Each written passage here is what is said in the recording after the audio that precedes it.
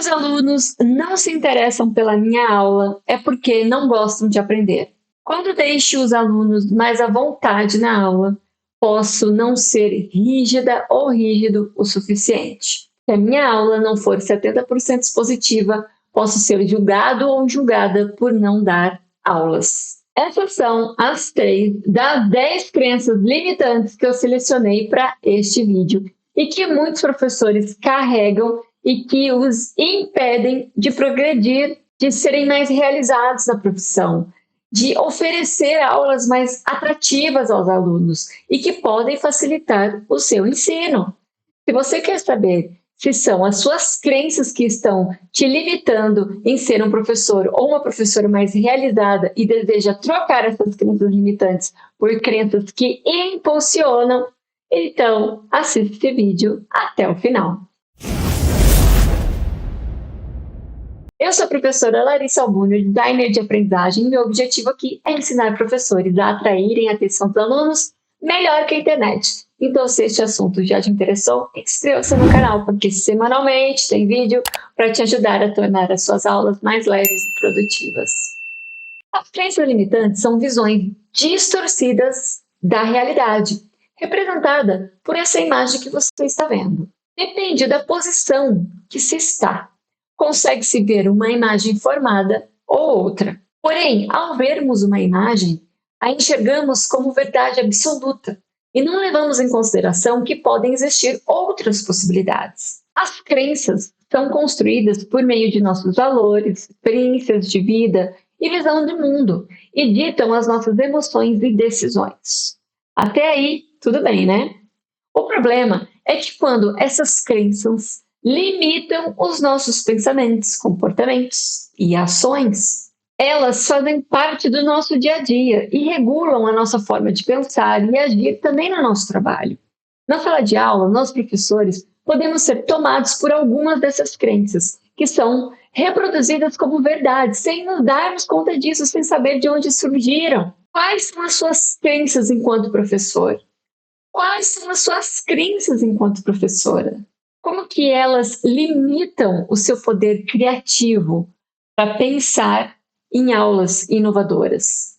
Inovadoras, eu não quero dizer revolucionárias e cheias de tecnologia, mas inovadoras para você e os seus alunos. Eu selecionei algumas crenças limitantes que eu já ouvi e ouço de professores. Vamos começar pela top 10, pela número 10. Se os alunos não se interessam pela minha aula, é porque não gostam de aprender. 9. Fazer aulas inovadoras é legal, mas dá muito trabalho. 8. Se eu fizer avaliações mais difíceis, os estudantes valorizarão mais a minha disciplina. 7. Propondo aulas muito divertidas, posso não estar preparando o aluno para um futuro mais desafiador. 6.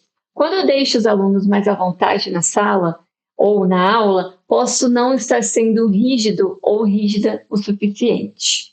Antes de irmos para a quinta crença limitante, já dá o curtir nesse vídeo para eu entender que isso está fazendo sentido aí para você.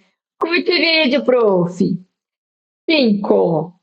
Se minha aula não for 70% expositiva, eu posso ser julgado ou julgada por não dar aulas. 4. Se eu compartilhar uma fragilidade com um colega professor ou professora, eu posso ser julgado ou julgada como incapaz. 3. Se tratar os meus alunos como eu trato os meus amigos, gostarão mais das minhas aulas. 2. Se os alunos não aprenderem, é porque não gostam da escola.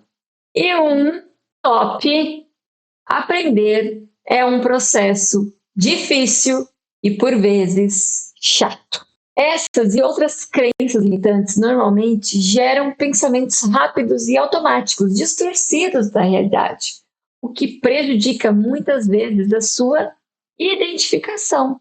Comece a se perguntar: essa crença está me ajudando a progredir ou só me gera obstáculos? Dá uma olhada nessa imagem aqui.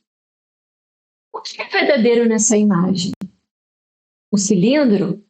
Ou esta sombra do cilindro?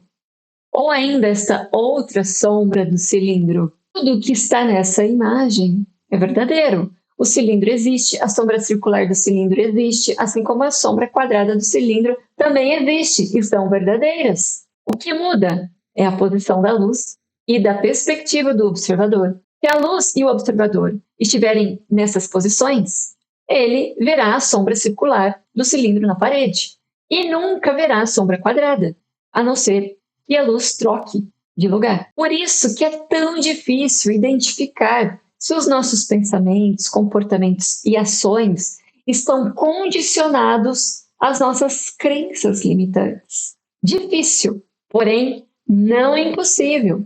Um dos passos ao identificar pensamentos que possam ser crenças limitantes que governam seus comportamentos é avaliar sobre a sua consistência, importância e consequência nas suas atitudes. Então, comece refletindo primeiro e depois escrevendo as respostas para essas perguntas. Passo 1. Liste as suas crenças enquanto professor e professora.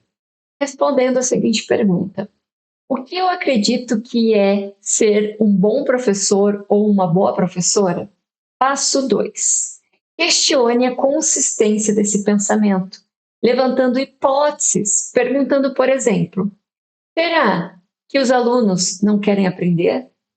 Ou ainda, será que aprender é necessariamente um processo difícil e chato? Será que para aprender o aluno deve ficar em silêncio? Passo 3. Identificar como esses pensamentos e crenças gerenciam os seus comportamentos e como aparecem nos seus planejamentos de aula.